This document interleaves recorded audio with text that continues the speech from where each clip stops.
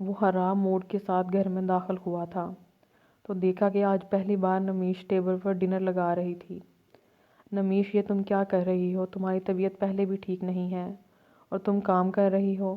صدف کہاں مر گئی ہے؟ وہ غصے میں تھا اس لیے جھنجھلا کر بولا۔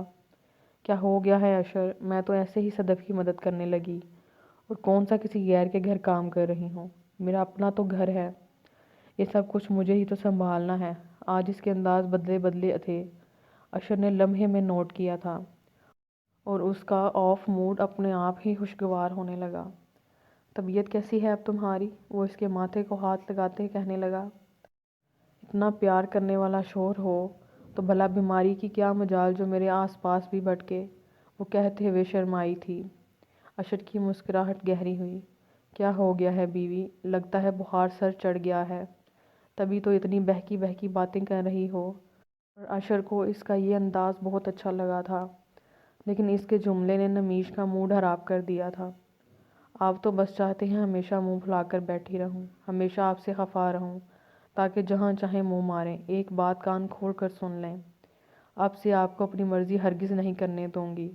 اب جو بھی ہوگا میری پسند سے ہوگا، میں جیسا چاہوں گی ویسا ہوگا، اور میں جانتی ہوں جیسا میں چاہوں گی ویسا ہی ہوگا، کیونکہ آپ مجھ سے بہت پیار کرتے ہیں اور کبھی مجھے تکلیف نہیں پہنچا سکتے۔ اس کی آواز میں مان تھا۔ اس کی اگلی حرکت پر اشر پریشان ہو گیا تھا۔ اشر، کیوں کرتے ہیں آپ مجھ سے پیار؟ اتنی اچھی تو نہیں ہوں۔ نہ جانے اس کی آنے پر کیا کیا سوچے ہوئے تھی۔ اس کی نظروں میں اپنے لیے بے پناہ محبت دیکھ کر اس کے سینے سے لگی پھوٹ پھوٹ کر رونے لگی۔ چچی نے تو منع کیا تھا اسے رونے سے۔ بالکل مت رونا، ہنسی خوشی اپنی نئی زندگی کی شروعات کرنا۔ قسمت والی ہو کہ اشر جیسا شوہر تمہیں ملا ہے۔ اب تم نے اس کی اور اپنی زندگی کو جنت بنانا ہے۔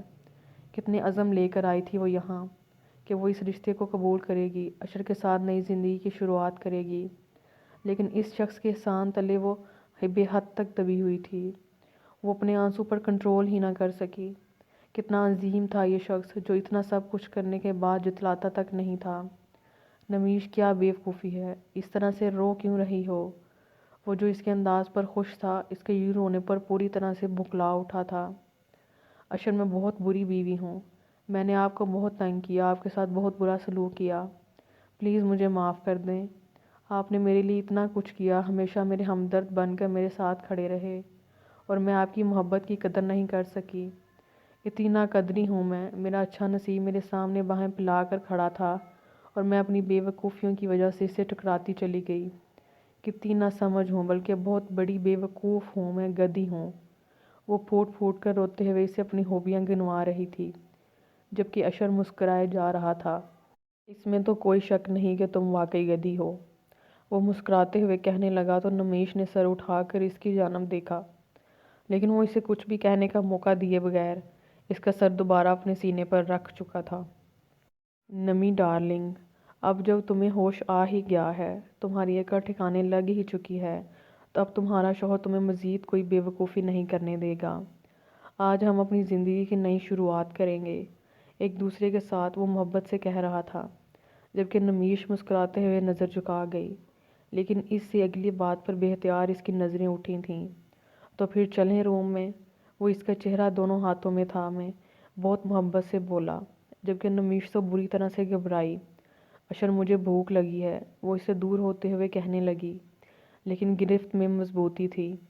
ایسی کی تیسی تمہاری بھوک کی۔ اس کی مزاحمت کو نظر انداز کرتے ہوئے وہ اسے ایک ہی لمحے میں اپنی باہوں میں اٹھاتا سیڑھیاں چڑھ گیا۔ فرحت بیٹا، رونا بند کرو، تمہیں پریشان ہونے کی ضرورت نہیں ہے۔ کوئی بھی باہر کی لڑکی اشر کی زندگی میں اپنی جگہ نہیں بنا سکتی، اور جب تک میں تمہارے ساتھ ہوں تمہیں بالکل پریشان ہونے کی ضرورت نہیں ہے۔ وہ میرا بیٹا ہے، میرے سامنے کبھی انکار نہیں کر سکتا۔ حویلی کے بیچوں بیچ فرحت نے رونا دھونا مچا کے رکھا تھا، جبکہ گھر کے تمام افراد وہیں پر موجود تھے۔ دادا دادی کو تو وہ ہمیشہ سے ہی بالکل پسند نہیں تھی، لیکن آج اشر کا صاف انکار انہیں سرشار کر گیا تھا، جبکہ شاہ صاحب کو جب کچھ بھی سمجھ نہیں آتا تو وہ صوفیہ کو ہی اپنی غضب کا نشانہ بناتے تھے۔ اس وقت بھی وہ ان کی تربیت کو کوس رہے تھے۔ صوفیہ تو اس سب کے لیے پہلے ہی تیار تھیں، وہ جانتی تھیں آج نہیں تو کل یہ سب کچھ ہونا ہی ہے۔ جبکہ زرین اپنی بھانجی کو اپنے ساتھ لگائے رونے سے روکنے کے بجائے اشر کو ہی کوس رہی تھیں۔ شاہ صاحب سن لیں آپ، اگر اس نے میری بھانجی کو انکار کیا تو اپنے خاندان میں منہ دکھانے کے قابل نہیں رہوں گی میں۔ پورے خاندان میں یہ بات کہہ کر آئی ہوں کہ اپنی بھتیجی کو اپنی بہو بناؤں گی۔ اگر اشر نے انکار کیا تو اچھا نہیں ہوگا۔ زرین نے اپنا رونا دھونا مچا کے رکھا تھا اور شاہ صاحب کا سارا غصہ بار بار صوفیہ بیگم پر ہی نکل رہا تھا۔ اب خاموش کیوں کھڑی ہو؟ اپنے بیٹے کو فون کرو اور یہاں بلاؤ، انتہائی غصے سے صوفیہ بیگم پر چلائے تھے۔ جب صوفیہ نے ایک نظر ان کی بھتیجی کی طرف دیکھا اور پھر فون کی جانب بڑھ گئی، وہ اسے اپنے باہوں میں اٹھائے بیڈ روم میں لے آیا۔ نمیش نرمی سے اس کے سینے پر سر رکھے چہرہ چھپائے ہوئے تھی۔ اشر نے اسے بیڈ پر لٹاتے ہوئے ایک نظر اس کے حسین چہرے کو دیکھا تو وہ شرما کر رخ موڑ گئی۔ اشر اس کی اس ادا پر مسکرایا اور دروازہ بند کرتے ہوئے اس کی جانب پیش قدمی کی۔ نمیش نے دھڑکتے دل کے ساتھ اس کی ایک ایک حرکت کو نوٹ کیا تھا۔ آخر یہ شخص اس کے دل کی دنیا کا مالک بننے میں کامیاب ہو ہی گیا تھا۔ اس کے پاس آتے ہوئے اشر نے اس کا چہرہ اپنی جانب کیا تو نظر جھکائے بنا کسی مزاحمت کے اس کے بالکل قریب آ چکی تھی۔ اشر نے عقیدت سے اس کے چہرے کی ایک ایک نقوش کو چومتے ہوئے اسے خود میں سمیٹا تو وہ اس کی بہوں میں سمٹتی چلی گئی۔ آج ان دونوں نے اپنی منزل کو پا لیا تھا۔ آج صحیح معنوں میں ان کی زندگی کی ایک نئی شروعات ہوئی تھی، جس میں وہ دونوں ایک دوسرے کے ساتھ قدم اٹھا رہے تھے۔ بہت بار فون کرنے کے بعد بھی اشر نے فون نہیں اٹھایا تو صوفیہ بیگم پریشان ہو گئیں۔ انہیں سمجھ نہیں آ رہا تھا کہ اشر فون کیوں نہیں اٹھا رہا۔ وہ تو گھر کا فون نمبر دیکھتے ہی فوراً ہر کام چھوڑ کر انہیں فون کرتا تھا، تو آج کیا وجہ تھی جو وہ انہیں ان کا فون نظر انداز کر رہا تھا؟ وہ اتنا غیر ذمہ دار تو کبھی نہیں رہا تھا۔ فرحت میری جان، تم فکر مت کرو، اشر نے تمہیں انکار کیا ہے لیکن مجھے انکار نہیں کر پائے گا۔ کل ہی اس کے برتھ ڈے پر اور کل شام وہ جہاں بھی ہو گھر واپس ضرور آئے گا، اور کل کی محفل میں سب کے سامنے یہ اعلان کروں گا کہ تم اشر شاہ کی ہونے والی بیوی اور میری ہونے والی بہو ہو۔ شاہ صاحب نے اسے یقین دلاتے ہوئے کہا۔ لیکن انکل اشر، وہ آنکھوں میں نمی لیے ہوئے سوالیہ انداز میں کہنے لگی۔ وہ میرا بیٹا ہے فرحت، وہ وہی کرے گا جو اسے میں کہوں گا، وہ کبھی تمہیں ٹھکرا نہیں پائے گا۔ تمہیں میرے گھر کی بہو بنوں گی، یہ میرا وعدہ ہے تم سے۔ کل پوری محفل کے بیچ وہ کبھی تمہیں انکار نہیں کر پائے گا اور نہ ہی اپنے باپ کی عزت کو داؤ پر لگائے گا۔ شاہ صاحب نے یقین سے کہا تو فرحت اٹھ کر ان کے سینے سے آ لگی، جبکہ صوفیہ بیگم وہی تھوڑے فاصلے پر رکی ان لوگوں کی باتیں سن رہی تھیں۔ کل ان کے بیٹے کے لیے یہ ایک بہت بڑا امتحان تھا۔ کل اس نے اپنے باپ یا بیوی میں سے کسی ایک کو چننا تھا۔ ابھی تو شاہ صاحب جانتے تک نہیں تھے کہ اشر اپنی زندگی میں بہت آگے بڑھ چکا ہے۔ صوفیہ بیگم ساری رات بار بار اشر کو فون کرنے کی کوشش کرتی رہی لیکن اس کا فون نہیں لگا۔ وہ ساری رات ایک لمحے کو بھی نہ سو سکا۔ اسے حاصل کرنے کے بعد اس کی محبت میں کمی نہ آئی تھی، بلکہ آج تو وہ اس لڑکی کے لیے اپنی محبت کو ابھرتا ہوا محسوس کر رہا تھا۔ آج یہ لڑکی اسے اپنی رگ و جان سے بھی زیادہ قریب لگی تھی۔ وہ اس کے لیے اہم تو ہمیشہ سے ہی تھی، لیکن آج وہ اسے اپنا آپ محسوس ہوئی۔ وہ اسے دیکھے جا رہا تھا، اس کا حسین روپ اشر کو بے حد کر رہا تھا۔ اپنے چہرے پر کسی کی نظروں کی تپش کو محسوس کرتے ہوئے نمیش نے آنکھیں کھولیں تو اسے خود کو دیکھتے پایا۔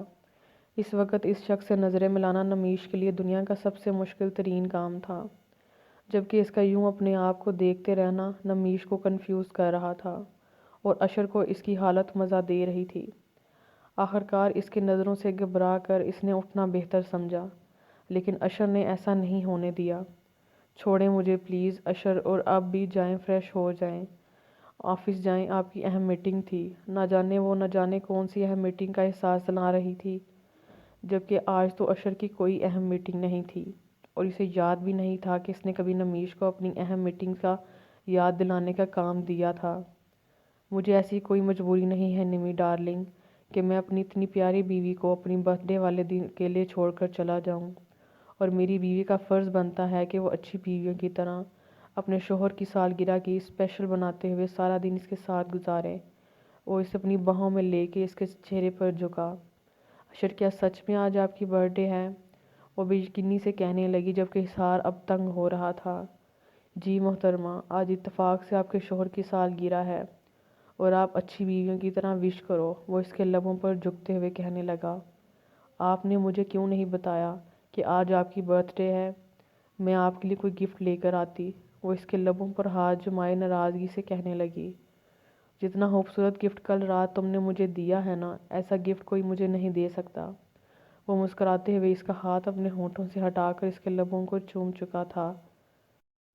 آئی love you Nimesh, thank you so much میری زندگی میں آنے کے لیے، میری محبت کو قبول کرنے کے لیے۔ اس کے چہرے پر جا بجا اپنے ہونٹوں کا لمس چھوڑتے ہوئے وہ محبت سے کہہ رہا تھا، جبکہ نمیش اس کی باہوں میں پگھلتی ان خوبصورت لمحات کو محسوس کر رہی تھی۔ وہ باہر آیا تو اپنا فون باہر ٹیبل پر پڑا دیکھا۔ کل نمیش کے ساتھ خوبصورت وقت گزارنے کے لیے اس نے اپنا فون سائڈ پر لگاتے ہوئے باہر ہی چھوڑ دیا تھا۔ وہ نہیں چاہتا تھا کہ کوئی بھی انہیں ڈسٹرب کرے۔ اب فون کو دیکھتے ہوئے اس نے گھر سے اتنی زیادہ کالز دیکھیں تو تھوڑا پریشان ہو گیا۔ پھر سوچا شاید وہ لوگ اس کی برتھ ڈے کے بارے میں بات کرنے کے لیے فون کر رہے ہوں گے، کیونکہ یہ بات تو وہ بھی جانتا تھا کہ آج اس کے گھر میں ایک بہت بڑی محفل کا انتظام کیا گیا ہوگا۔ یہی پہلے لینڈ لائن سے فون آتا رہا، بعد میں اس کی ماں اپنے پرسنل فون سے بھی اسے بار بار کال کرنے کی کوشش کرتی رہیں۔ اپنی ماں کی محبت اور فکر دیکھتے ہوئے مسکرا کر اس نے انہیں فون کیا تھا، لیکن آگے سے جو بات انہوں نے اسے بتائی اسے سچ میں پریشان کر گئی تھی۔ لیکن آج نہیں تو کل یہ تو ہونا ہی تھا۔ وہ ان سب کے لیے ہمیشہ سے تیار تھا۔ اپنی ماں کو بے فکر ہونے کا کہہ کر اس نے فون بند کیا اور کمرے میں آ کر نمیش کو تیار ہونے کے لیے کہا۔ ہم کہیں جا رہے ہیں؟ نمیش نے پوچھا۔ یس نیمی ڈارلنگ، آج تم اپنے سسرال جا رہی ہو۔ اس نے مسکراتے ہوئے اس کا ماتھا چوما۔ نمیش کافی کنفیوز لگ رہی تھی، لیکن وہ اسے وہاں لے کر جانے سے پہلے کسی قسم کی کوئی خوش فہمی نہیں دینا چاہتا تھا، اس لیے نمیش کو یہ نہیں کہا تھا کہ تمہیں پریشان ہونے کی ضرورت نہیں، یا وہاں سب کچھ اچھا ہوگا، یا وہ لوگ تم سے پیار کریں گے، یا وہ لوگ تمہارے ساتھ کس طرح کا سلوک کریں گے۔ اس نے بس اتنا کہا تھا کہ میں تمہارے ساتھ ہوں اور ہمیشہ رہوں گا، اور نمیش کے لیے بس یہی الفاظ کافی تھے۔ آج کے لیے اتنا ہی، آئندہ کے لیے ہمارے ساتھ رہیے گا۔ اللہ حافظ۔